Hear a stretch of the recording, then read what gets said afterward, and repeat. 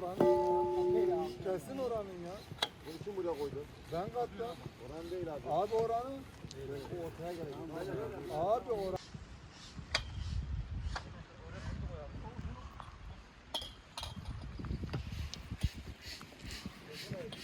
Ayak değil bu, ayak değil bu.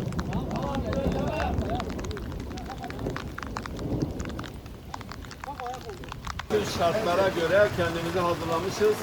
Allah izin verirse yağmura karşı, doluya karşı, soğuğa karşı hazırlıklıyız. Bütün bu olumsuzluklara rağmen, hava şartlarına rağmen kampımızı yapacağız inşallah. Güzel olacağına da inanıyorum.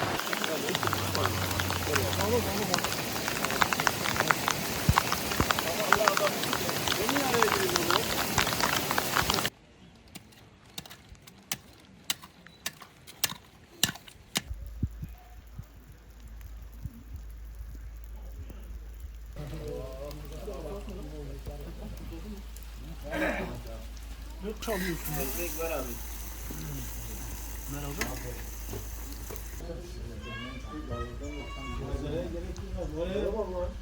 Senin altına bir şey yapıyorum.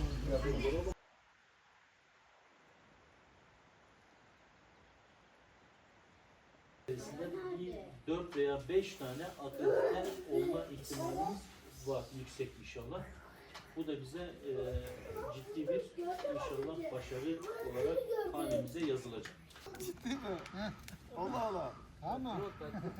Kaçtı abi de yakalayamadım. Çok sıcak oldu başkanım yeter. Zaten yoktu ki. Ki hocam iş. Hiç yoktu ki. Işık vardı.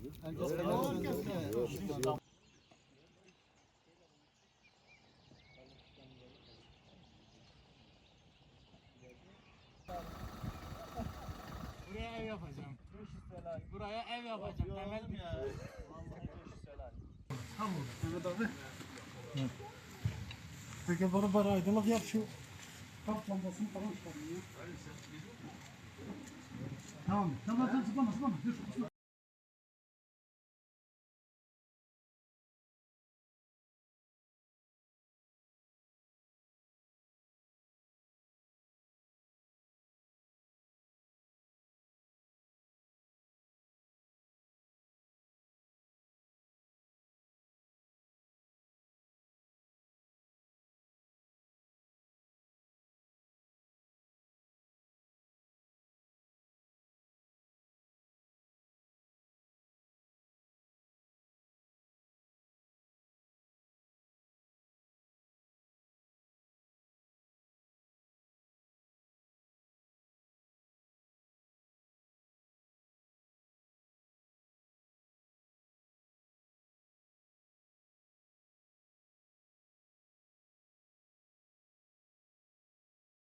Mersin Karboğazı kamp alanındayız.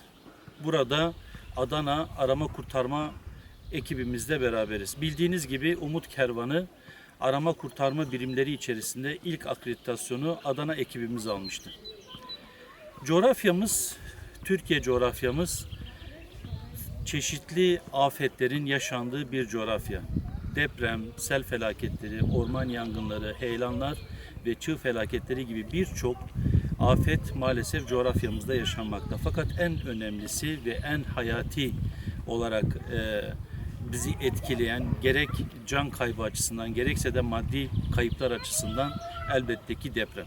Deprem bu coğrafyanın maalesef bir gerçeği. Milyonlarca yıldır bu topraklarda depremler oluşuyor ve dünyanın en aktif fay kuşaklarından birinde yaşıyoruz.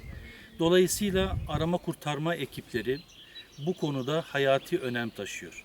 Bizler de 6 Şubat depreminden sonra Umut Kervanı olarak birçok ilimizde ki Türkiye geneli yaklaşık 15 ekibimiz var.